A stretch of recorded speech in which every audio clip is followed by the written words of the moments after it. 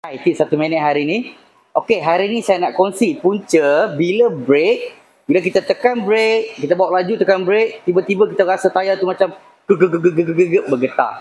Okey. So untuk kes macam ni biasanya orang kata brake pad, ada orang kata rotor disc bengkok. Sebenarnya memang ada kemungkinan tu. Dan ada satu lagi kemungkinan punca dia. Okey, puncanya daripada ni. Puncanya datang daripada lower arm bush ni. Nampak? Ini bush lower arm.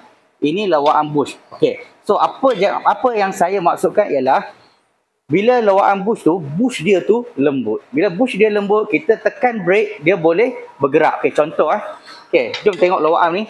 Okey. Saya tekan sikit je. Sikit je saya tekan. Nampak dia bergerak.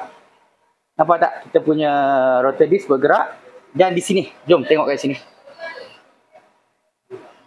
Nampak? Slow je ni. Saya tekan slow je. Okey, bergerak. Okey, sama juga. Bila kita tekan brake, kita bawa laju, brake ni grip elok tapi rasa